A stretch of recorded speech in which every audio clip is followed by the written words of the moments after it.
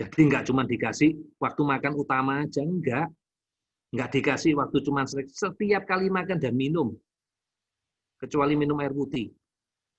Dan dosisnya itu harus sesuai. Kalau dosisnya terlalu sedikit, masih ada makanan yang nggak tercerna, itu yang bikin huru-hara, itu yang bikin error. Oke, sampai sini sudah ngerti ya ceritanya enzim ya. Oke dok, yang itu enzim sudah mengerti dok. Nah supaya nggak pakai jangka panjang, karena anakmu kan bertambah usia, bertambah tinggi, bertambah berat badan dan teman-temannya, otomatis makannya juga akan lebih banyak. Supaya nambah enzimnya nggak makin banyak, tolong mulai pakai biostat sejak awal. Supaya tubuhnya mampu memproduksi enzim sendiri, supaya nanti di jangka panjang tubuhnya tidak perlu lagi suplemen dari luar. Oke, sampai sini sudah mengerti. Ya, untuk memperbaikinya itu kita pakai asam amino, kita pakai biostat. Dok, sebaiknya dikasihnya kapan enzim itu? Sebelum makan, sesaat sebelum makan, supaya tidak telat. Karena tujuannya untuk motong makanan. Kalau kamu ngasihnya sudah makan, keburu sudah ada yang diserap sama tubuhnya dia, kamu keburu error. Ya, ngerti maksudnya. Jadi sesaat sebelum makan sudah dikasih enzim dulu, supaya dibantu dipotong makanannya. Ya. Nah, nanti kelihatannya apa? Kalau masih gangguan perilaku, kelihatannya enak, gampang. Kalau dosisnya pas, cocok, langsung perilakunya itu berubah 180 derajat. Yang tadinya masih ngomong-ngomong, jalan-jalan, mungkin teriak-teriak, begitu dosisnya pas, diem, tetap duduk di meja. Diajak ngomong tuh seakan-akan ngerti, tiba-tiba ngeliatin kita gitu. Alarmnya udah bunyi lagi. Itu kalau dosisnya pas. Kalau anak lebih kecil yang pakai pampers, yang masih BAB ditungguin sama kita, dilihat aja dari sisa kotoran makanannya. Selama BAB-nya, pupnya itu masih ada makanan tidak dicerna, akhirnya enzimnya kurang. Tambah aja dosis enzimnya. Ya, aman dok, aman. Anakmu kekurangan kok. Dan yang dipilih ini kan barang dari natural, aman, tidak ada masalah. Itu cara kontrolnya. Nah, sekarang kalau kelebihan dok, sebelum kelebihan, kalau misalnya kamu ngasih dosisnya terlalu kecil, gitu. Dok, tadi saya prediksi saya kasih 2 dok sebelum makan dok. Ternyata setelah makan tuh anaknya masih error dok, masih kelihatan jalan-jalan. Panggil, kasih lagi. Jadi boleh dok, enzim dikasih setelah makan boleh. Karena waktu pengosongan lambung kan 6 jam, kita kasih lagi supaya errornya lebih cepat, lebih pendek. Errornya tidak kepanjangan. Itu tujuannya. Sampai perilakunya berubah. 5-10 menit habis kamu kasih lagi akan kelihatan kok perilakunya berubah. Baru sekarang kita ngomong kelebihan. Kalau kelebihan gimana dok? Kalau kelebihan paling anakmu namanya toilet training gagal, nempel di celana karena makanannya terlalu lunak. Hancur kayak bubur, bukan diare loh, hancur kayak bubur. Ya. Yang tadinya gangguan BAB, sekarang nggak gangguan BAB, tapi habis kayak jadi bubur gitu. Waduh dok, ya sudah cara ngatasinya. Untuk makan berikutnya dosisnya dikurangi. Kalau tadi misalnya 8, jadikan 6, jadikan 5. 2 minggu pertama itu try and error, kita cari. Ya karena apa? Karena kebanyakan anak kita tidak diet dulu. Oh, tidak diet nanti. Sebentar lagi saya bahas masalah diet. Ya. Kenapa anak-anak saya nggak pakai diet? Karena anakmu tuh makannya tiap hari gak ada yang sama. Ada yang makannya soto, makannya mie, rawon, nasi Bali, nasi kuning, uduk, roti, sayur. Nah, kan masing-masing problemnya beda. Porsinya juga beda-beda. Makanya dosis enzim itu tidak pernah sama. Enzim hanya dipakai kalau dia makan. Kalau nggak makan nggak usah dikasih. Dan kalau makan disesuaikan dengan dosis makannya. Jadi nggak ada tuh enzim 3 kali setiap makan besar. Nggak ada semua dosis kayak gitu. Itu sesuai makannya. Kadang 2, kadang 3, kadang 7. Terserah. Yang penting nggak sampai error. Gitu loh. Makanya nggak ada patokan. Nggak ada patokan seperti yang lainnya. Dan masih sulit aku ngasih gambaran seperti apa. Ngemil juga macam-macam kan. Ada yang ngemilnya makanan ringan, ada yang makanan berat. Jenis makanannya apa aku nggak tahu. Setiap ngemil 1 atau 2 itu cuma panduan. Kenyataannya enggak. Bapak Ibu yang lebih tahu. Caranya dengan melihat seperti itu. Itu enzim. Oke. Saya kira teori enzim sudah selesai. Sekarang balik ke sini. Dok, tadi dikatakan dok alerginya bisa macam-macam, bisa ratusan dok. Everything bisa masuk ke sini alergi. Iya. Kalau seandainya alerginya anakmu cuma 2, kasein sama gluten, anakmu tak suruh diet. Karena cuma 2. Tapi kalau jumlahnya ratusan, garam iya, brokoli iya, ikan asin iya. Everything. Waktu dites ketemunya 200-300 macam. Terus aku ngomong anakmu suruh diet. Kamu sendiri loh, sanggup apa enggak? Masuk akal atau tidak? Nah, karena aku mikir itu tidak masuk akal, aku cari solusi. Ya sudah, nggak diet supaya kebutuhan suplemennya tetap tercukupi, tetapi anakmu nggak boleh error. Kan gampang. Nomor satu, setiap makan kita potong sekecil-kecilnya pakai enzim, walaupun kita jadi boros pakai enzimnya. Yang kedua, ini cepat-cepat kita tambal, leaky gut-nya ini kita tambal.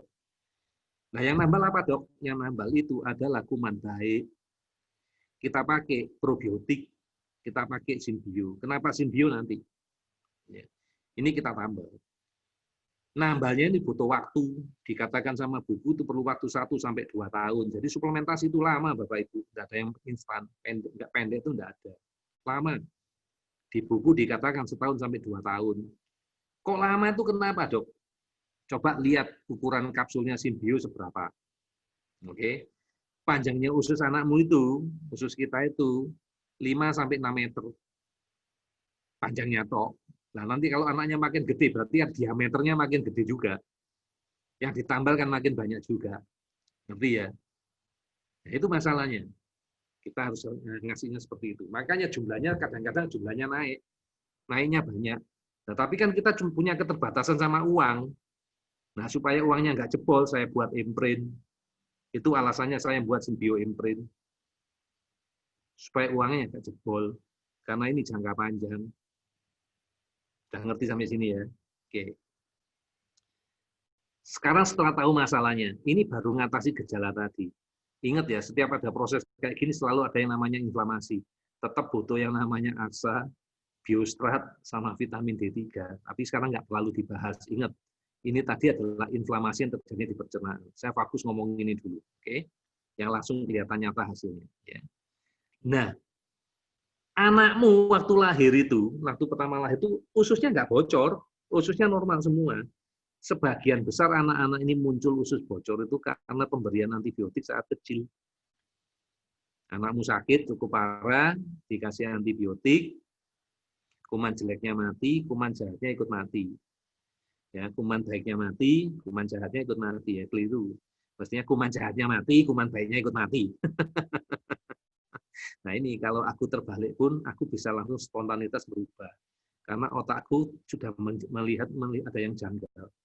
Karena tak terapi Bikram, aku tahu kalau itu salah. Gitu. Kamu gak menyadari kan kalau aku salah. Ya. Karena itu terjadi, dan anak-anak kita, makanan kita kan beda dengan makanan orang sono yang makannya kuman. Dikasih yogurt, dikasih macam-macam, kefir. Kita enggak, dan kita enggak kontrol ke dokter lagi untuk dikasih probiotik. Sehingga akhirnya kuman jahatnya berkembang biak dengan pesat, terjadilah dysbiosis. Tidak ada lagi yang kontrol jamur, terjadilah kandidiasis. Ini penyebabnya. Terus diperburuk sama kurang gizi, sama protein, sama batuk pilek, sama imunisasi. Terus alergi makanannya banyak. Dan inilah 1, 2, 3 hormon, ini ngomong hormon, yang kita atasi dengan Bikram. Biar ini cepat sembuh, sehingga ini gak kumat-kumat lagi. Kalau ini gak kumat-kumat lagi, ini cepat nembel, ini cepat pulih. Makanya anakmu dalam waktu sekitar 2 tahun mestinya sudah normal. Sudah jauh lebih baik. Nah, melakukan ini pakai terapi Bikram. Ya, udah ngerti ya couplingnya masing-masing ya di sini ya. Oke. Kita lanjut. Ini yang dipilih. Ini kebetulan asalnya dari Amerika juga. Ya, di Indonesia belum ada produknya. Ini diimpor dari Amerika, di packing di Indonesia. Ya.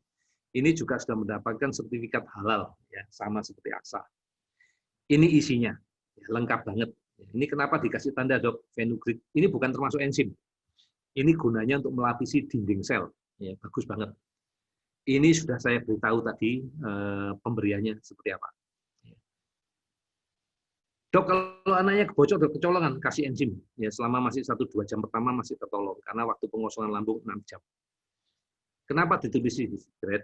Ini Bapak Ibu boleh merencanakan kalau untuk anak yang picky eater.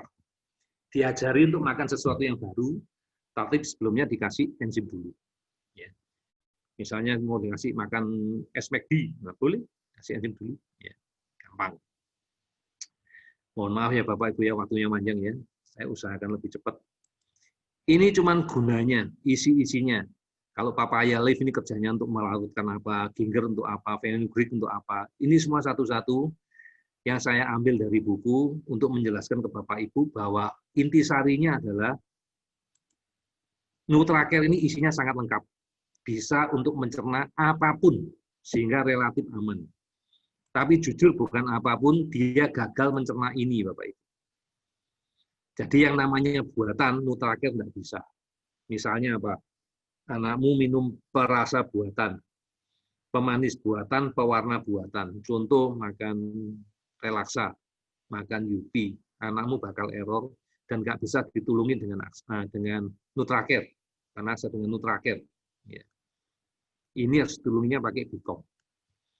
Jadi ingat ya, barang-barang yang tidak alami yang masuk ke tubuh anakmu itu bikin hiperaktif, tidak bisa ditulungin dengan ini.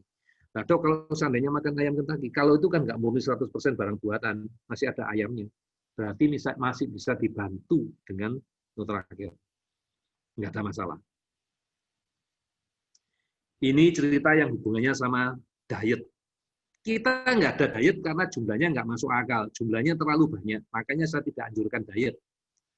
Tapi usahakan makanan yang bersih, yang clean, yang tidak mengandung aneh-aneh. Misalnya makanan yang organik, misalnya kalau bisa, kalau nggak bisa ya nggak apa-apa. Kenapa? Karena tubuhnya masih lubang ini. Jadi semua racun, semua logam, everything masih bisa masuk ke sini. Baru ibu-ibu ada yang ngomong, pantesan Dok, saya disuruh pakai pancinya, panci yang salad master ya namanya. Atau nanti pakai yang bahannya dari pirek, dari kaca. Yaitu untuk mengurangi akumulasi dari ini. Kalau Bapak Ibu punya, silakan pakai. Kalau nggak punya, nggak usah sampai jual rumah. Karena harganya itu puluhan juta. Salad master atau apa yang harganya puluhan juta. Jangan dipaksain. Ya. Hiduplah dengan yang apa yang ada. Kalau makan di warung, kita juga gak nanya sama warung. Masanya pakai pirek enggak? Kan nggak nanya kita. Nanya gitu ditabok. Atau suruh, ya kamu nggak usah beli di sini juga ngapain. Ya, jadi ini tujuannya ya. Jadi tidak ada diet karena tidak mungkin untuk didietkan. Ya. Kalau anaknya sudah kadung diet, Dok, minimal 6 bulan terapi Bicom, baru nanti kita buka pelan-pelan. Karena kalau langsung kita buka, anaknya langsung error. Karena tubuhnya terlalu steril. Ya, jadi beda perlakuan. Kalau sudah kadung diet, tetap pertahankan dietnya sampai 6 bulan terapi Bicom, tapi kalau nggak diet, luar biasa langsung kita mulai. Ya, progresnya langsung kelihatan. Selanjutnya kita lihat lagi. Ini leaky gut problem. Mantesan banyak kejadian yang menunjukkan anak-anak, Dok, anak saya sekarang alerginya terhadap apa aja, Dok? Makanan hias, suplemen, berapa lama, Dok? Anakmu itu sudah kadung sensitif. Anakmu itu sudah kadung peka. Sehingga kalau anakmu makan apa aja, misalnya makan nasi yang nasi kuning, Dok, nggak pernah makan. Sehari, 2 hari tidak apa-apa.